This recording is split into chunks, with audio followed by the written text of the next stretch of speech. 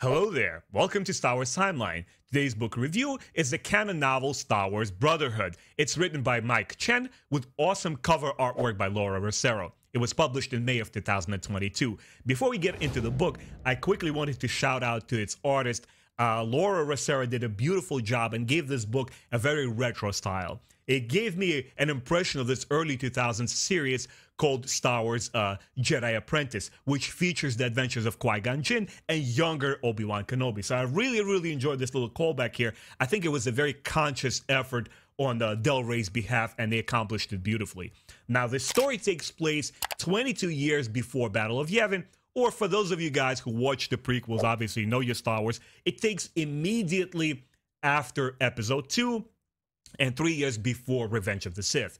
Now, quick spoiler alert. Before we get into the story, I'll give you guys a quick synopsis overview without going into too many details, but nonetheless, there will be full spoilers. So if you haven't read the books, you have been warned, guys. I'll give you the synopsis, the overview, what happens in the story, and then we'll follow up with my impression of it, the specific details that I enjoyed about this book, followed up by my final score. So what happens here?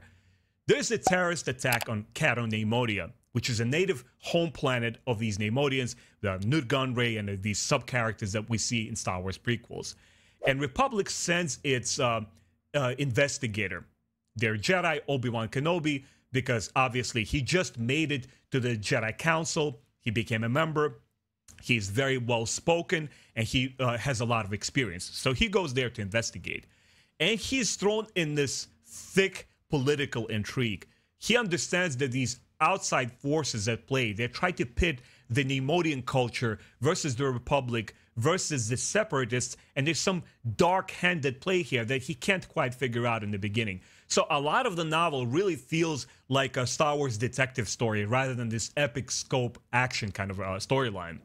So he joins forces with these two locals, the Neimoidians, the Special Forces agent Rogue, and her much younger, much greener associate Qatar.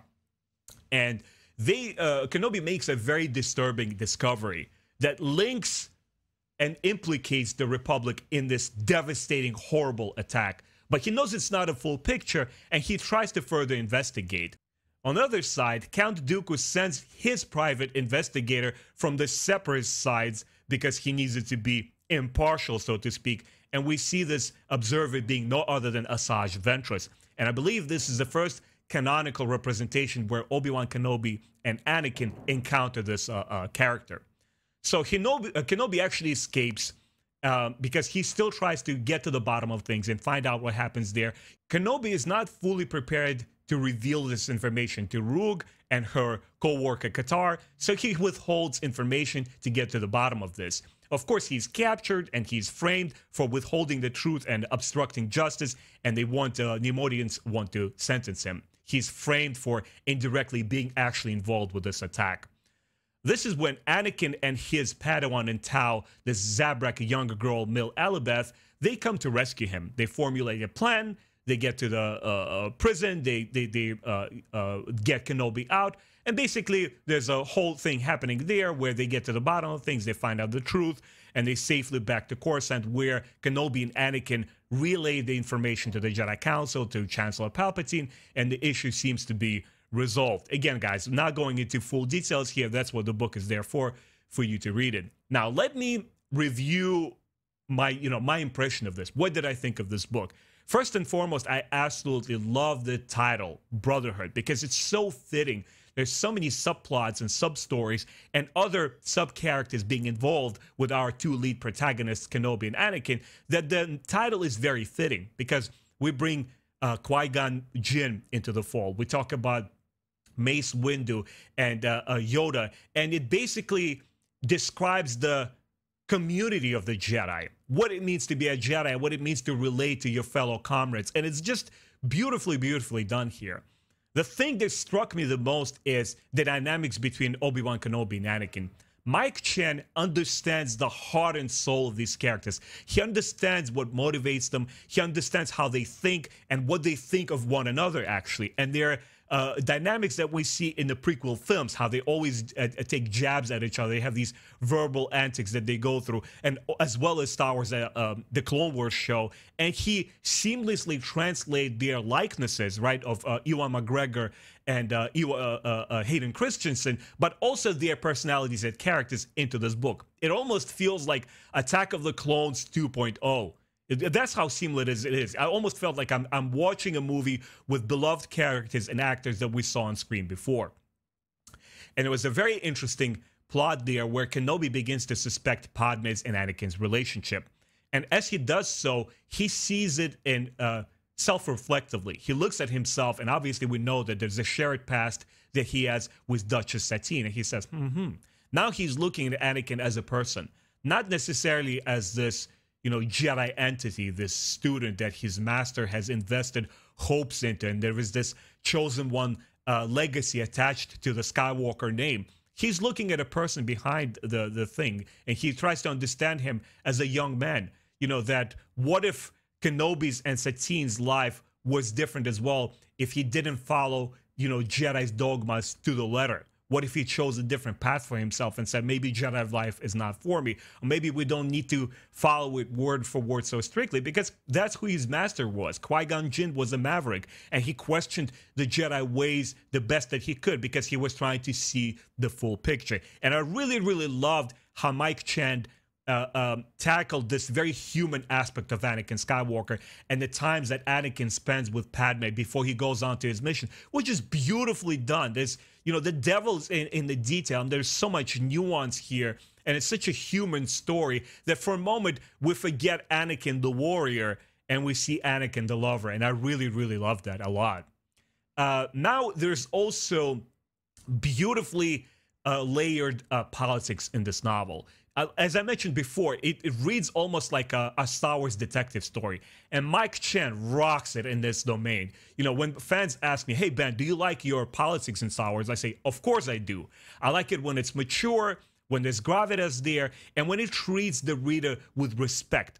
That it hints and gives you details there, but it allows you to figure out the story on your own. And this is exactly what is happening here. And even by the end of the book, there is a promise of more, because we don't necessarily get to the full bottom of things. Like, hey, who's behind this? Okay, maybe it's Palpatine, but who's really driving this attack? What's going on there? So it's really, really well done. We see this prejudice against the Neimoidian peoples, that they feel shunned and ostracized from the Republic. And they say, well, we're people too. We have art, we have culture, we have a sophisticated, society there. And it's really has been channeled really well through Roog. She's such a phenomenal character, and honestly the first character that I felt connection to, because when we see the Nut Gunray and other Neimoidians on screen in the prequels, they're so cartoon-like, their accents are so ridiculous, and they're really hard to relate to because that's who they are. They're cardboard villains, and they're like, oh, we're the bad guys. But the real villain, of course, is Count Dooku and Darth Maul and Chancellor Palpatine. But it was really nice to have a completely different opposite look and just relate to people and say, oh, wow, they have a culture too there. That was, once again, expertly done. Even radicalized Qatar, who later on becomes such an extremist, and he tries to justify his actions and say, I will do everything in my power for my people, even if it means blowing up buildings. Like, whoa, this is crazy. Obviously, what he does is not justifiable, but you kind of can relate to his righteous anger, so to speak. So he was a very compelling character for me as well. And there's also this aspect of the book that relates to our real world now, how people, when we talk to each other, how people are not willing to listen to the other half, and how we don't have the patience, and how everyone is interested in their own echo chambers, where people like seeking like-minded individuals online and just repeat the same message to one another. Yes, we have to be right, and the other side is wrong. This very partisan kind of relationship that we have in our country, in the world, and the book reflects it really, really well. Now, to say that, Mike Chen is not trying to infuse his own political agendas or political views into this book. There's none of it, that stuff here. All that he's doing, he is mirroring the events that are happening in the real world, and he is putting it in the Star Wars story in a way that makes you believe, So yes, we're reading an escapist story here, and it's about a fantastical place and magical warriors, the Jedi there, but the story has a real gravity, has a real connections there that all of us can appreciate and make parallels to the real world. Because everything and anything that we read in sci-fi or fantasy, if it's not relatable to us, if we can't make parallels to the real world, then, you know, people get bored very quickly. And once again, I loved Kenobi in this book, his self-reflection, how he tries to see Anakin through his master's, Qui-Gon Jinn's eyes. And he no longer sees just Anakin the warrior. He sees Anakin the human being, who has this story that his mom used to tell him as a child about this, the dragon of Tatooine, how it's all about his heart, and his mother instills these values in him as a child. And Kenobi is actually struck that he never asked from Anakin, like, hey, what's the full story here? He begins to understand that he was relating to Anakin as a master to a student, but now their bond is getting this new level there, because now Anakin has been promoted to a full Jedi Knight. He's no longer answering to Kenobi as his master. They're peers now. Very, very interesting, very different, and it hasn't been explored even in the Clone Wars show as much as it has been here, because we see Kenobi and Anakin pop up here and there. They take the lead in certain episodes, but their emphasis is always on the action. Here, the emphasis is, this is why I love literature. This is why I love Star Wars book, because it quiets down for a moment and it lets you explore what these people are feeling before throwing you in the thick of action. And I really enjoyed that a lot. And Kenobi questions the Jedi dogmas, and he says, "What? Hold on a second. What if I had a future with Duchess Satine? What if I've misinterpreted the way that the Jedi Code is supposed to function? What if all of us are?" Because once again, the book does very beautifully relate how the Jedi are becoming, in a way, radicalized as well. They're officially becoming a part of the Republic military. And a lot of the Jedi are turning their heads, but nobody sees the full picture here. It's like, hold on a second, is this the right pathway for the Jedi Order? And now Kenobi is observing all of it, and he's like, hold on a second, the Republic is changing too quickly. I don't understand this. We need to take a step back and figure out what is going on here. And that's exactly what he does, at least with his fellow friend Anakin. The last thing that I want to mention here is that Mil Alibeth, the Zabrak girl, she's this youngling who has affinity with the Force, and she's able to feel the Force so strongly, and specifically how other creatures are feeling. So she's like an empath, somebody who is able to sense others' emotions times 10. It's so overpowering and it's so crushing her that in the beginning, she doesn't even want to be a Jedi. She wants to distance herself from the Force in the Jedi Temple. But when she travels with Anakin, him being a young and charismatic young man, and also a wise young man as well, he bestows a lot of important values and lessons to her, and through it she learns to open herself to the Force and channel it, and she tries to help other people. And I love the beautiful conclusion to this character that we have by the end of the book. She discovers, it's a journey of coming of age for her, and she discovers that she doesn't want to be a Jedi, or not in a classical, in a traditional sense that the Jedi are. She doesn't want a lightsaber. She doesn't want to go there in the thick of battle. She is questioning the Jedi ways the same way that Ahsoka will in the future, and Barriss Offee will in the Clone Wars show. And remember, at one point, Ahsoka actually leaves. She says, this is no longer a path that I can follow. You know, she felt that it doesn't align with her views. Same here with Mil. She says, well, what if for me, to be Force sensitive doesn't necessarily outline to be a Jedi? What if I just go and travel the galaxy and help people out?